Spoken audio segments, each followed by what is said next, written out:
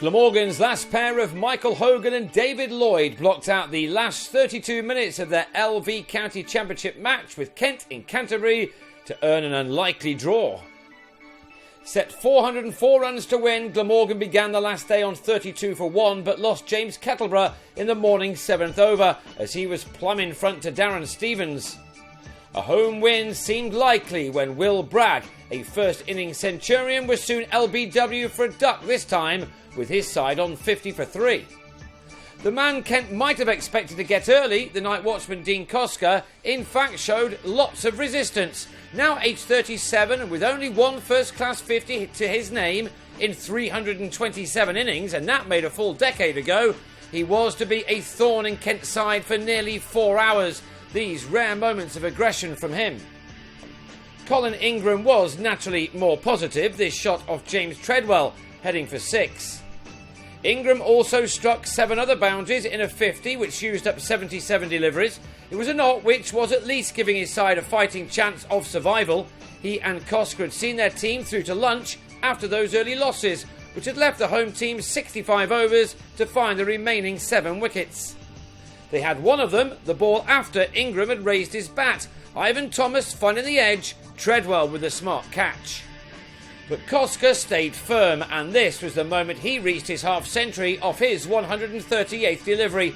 What a moment it was for him. He'd batted superbly, finding the boundary 8 times, but it was his defensive technique which had stood out as it had needed to, and he wasn't finished yet either.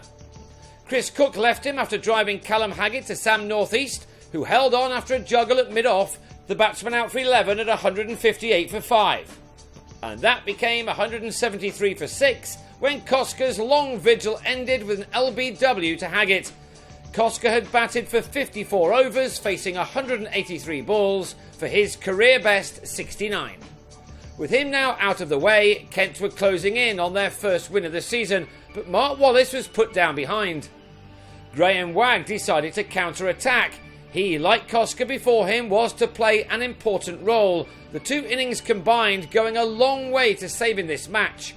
Wagg and Wallace were able to stick it out for 20 overs, 12 of them in the final session of what had become an excellent game of 4-day cricket.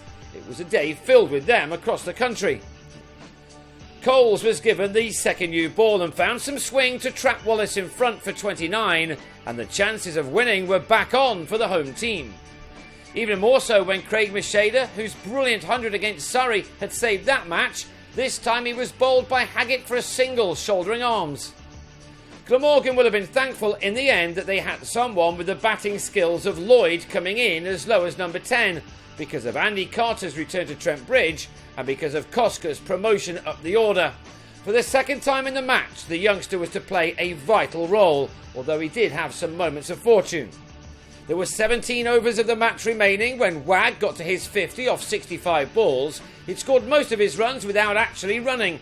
11 fours included in his crucial half-century, which had given his side a chance.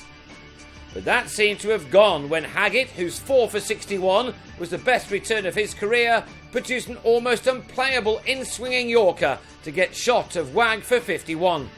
It left 44 deliveries for the last pair to survive, and there were 40 to go when Stevens, normally such a solid slipper, put down a regulation chance to let Lloyd off the hook. The 22-year-old battled bravely against everything that Coles could throw at him. Hogan did his job well too, surviving 16 balls, this the closest he was to getting out as the job was completed. Lloyd had lasted an hour and a half for his unbeaten 43, which saw Glamorgan to 309 for 9 at the end of what had been a dramatic day. The game was drawn with the Welshman taking 10 points to Kent's 12 as both sides remain winless. Kent now head to high-flying Gloucestershire, led by Geraint Jones, while Glamorgan return to Cardiff to take on Essex, both matches beginning next Monday.